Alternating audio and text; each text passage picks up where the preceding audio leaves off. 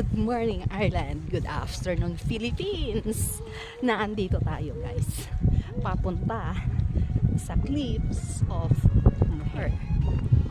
Sobrang foggy ang mga ambon, kaya nakaganito yung tsura natin. Sobrang balot na balot tayo.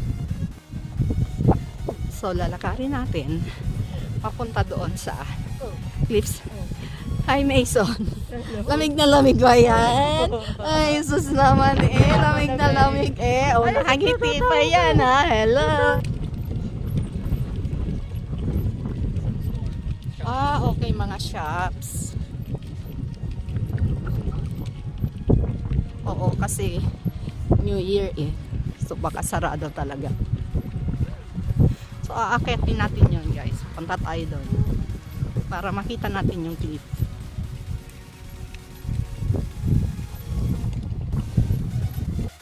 Ito ang entrance ng museum. Tara, pasok tayo. Maraming souvenir items sa shop pero hindi na natin tinunan kasi maraming tao.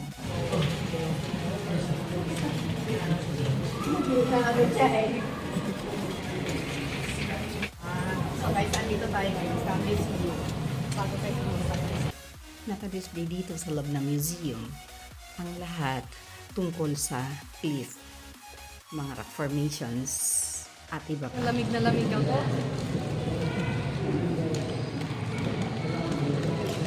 Wala bang ano dito kung saan entrance or exit? Pwede ka lang may mag-picture.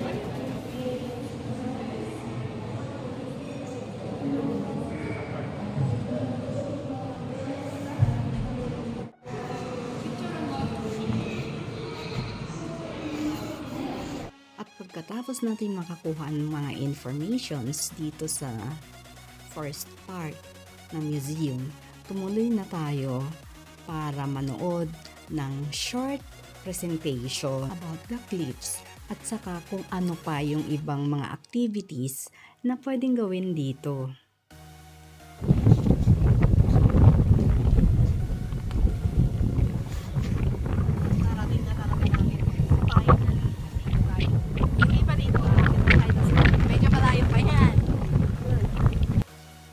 Dito na, nag-umpisa na tayo umakyat.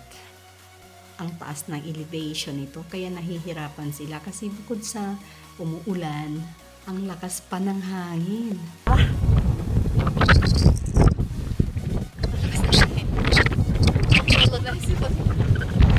Mamaya ako po na pag nasa taas na ito,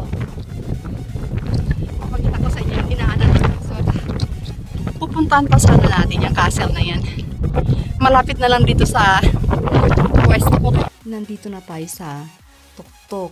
Diyan yung guys, diyan yung cliff ko. Kaya lang sobrang foggy na at saka umuulan na talaga siya. So hindi na natin makita dahil natakpan na siya ng fog. Ang sakit sa mukha ng ulan. Malakas na, so kailangan na nating bumaba. Nandito na muna tayo sa at lumakas na nga ang ulan. Bukod doon, malakas pa ang hangin kaya nabasa na talaga kami. Nag-iba ako ng way. Baka sakaling dito sa katabi ng fence, maaaninag ko ang cliff. At ito nga. That is the cliff of Moher.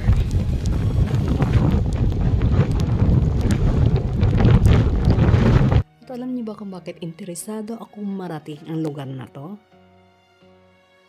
It's because this is one of Harry Potter's filming locations here in Ireland. At yan mismo sa Lemon Rock na yan, nakapatong si Harry Potter. Actually, I myself, hindi ko na maalala ang buong kwento na yan. Basta't alam ko lang, super magical.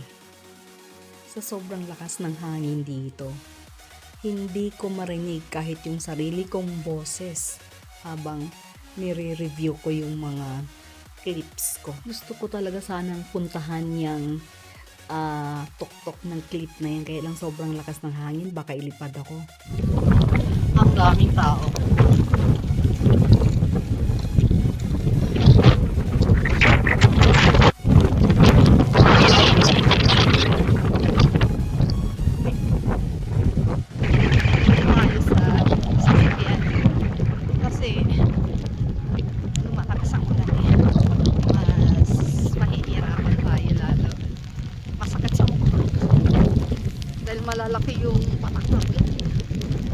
Ayan no, hindi nakita. Papunta na tayo sa sasakyan. Malapit lang naman dito. Kaya, kunting paulan pa. Meron pa sana tayong isang cliff na papuntahan yung Barren. Kaya lang sa other time. Sobrang lakas na naman. Nag-decide kami na pupuntahan na lang yung susunod na tourist spot dito kahit malakas ang ulan para huwag na kaming bumalik. Ano nga ba ang ini-expect natin na makikita dito sa national park na to? Bibigyan ko kayo ng mga hint para lalo kayong ma-excite kung ano itong next destination natin. Mula nga pala dun sa Cliff of Moher, bumiyahe pa tayo ng 1 hour papunta dito sa park. At dito na akong mag-umpisang ma-surprise kung bakit ang daming mga nagkalat na bato. Naisip ko kung mayroon bang volcano na nag-erupt at doon galing yung mga bato na yan dahil ang dami eh. At alam nyo ba yung mga bato na yan? Ginamit nilang perimeter fence sa mga property nila pang division ng mga lupa. And along the road, ganun din ang ginawa nila. Pile of rocks ang nagsilbing rail.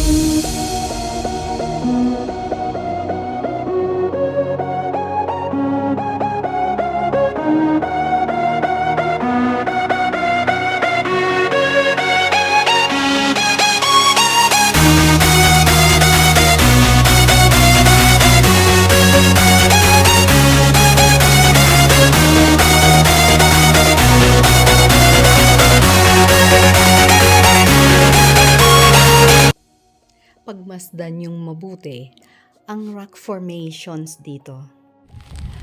O di ba hindi yan man-made ha? Grabe talaga oh.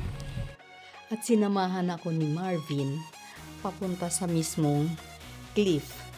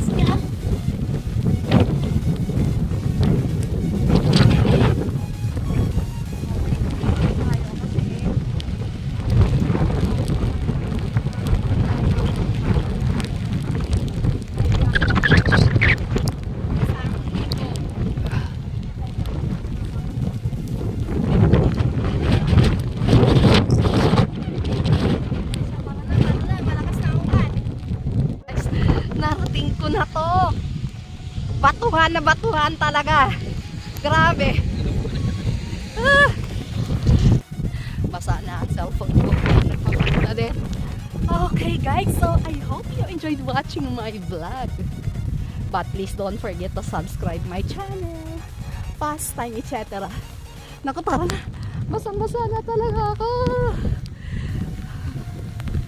Hi Pilipinas! Andito ako sa Cliff of Barren.